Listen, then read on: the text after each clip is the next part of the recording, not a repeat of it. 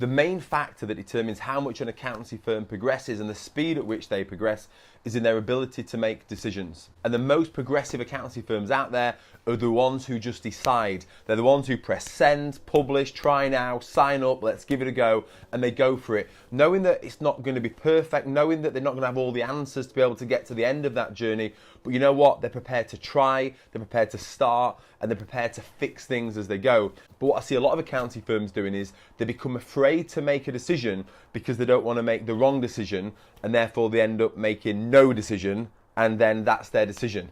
They are deciding to stay stuck. They are deciding to stay where they are, whilst all the other progressive firms around them are absolutely zooming forward. And if you want to be one of those firms that grows and really starts to move forward at pace, you have to accept that when you start something, anything new, it's not going to be perfect. In fact, it's going to be average to start with, but you have to pass through average to become great.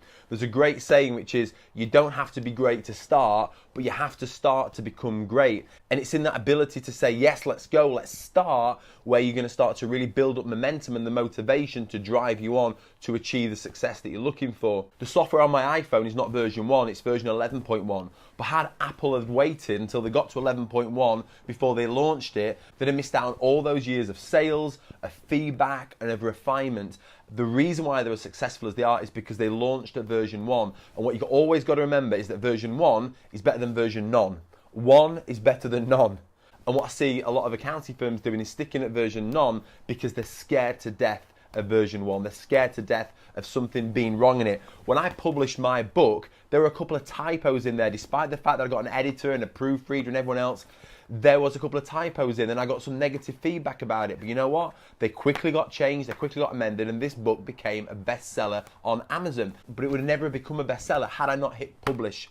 And you've got to be prepared to hit publish, sign up, start, let's go. And one of the key reasons for this is, let's say, for example, you have 500 clients and you're holding off making a decision that you know could potentially positively impact your client base, whether it's you're going to start producing your monthly management accounts by videos, or whether it's you're going to start increasing your pricing so you can deliver more value to your clients, whether you're going to start doing some reporting or something like that, but you've been holding off and holding off and holding off and not being prepared to make a decision about it. And let's say, for example, you've held off that decision for 3 months. So 500 businesses have been held up by those 3 months. That's 1,500 months, which is 125 years worth of business impact that you could have been potentially having on your client base. 125 years worth of combined impact that you've held up because you didn't just say, let's go, let's give this a whirl. If you want to really move your business forward, if you want to become one of the great firms, you've got to start at version 1, because version 1 is better than version none.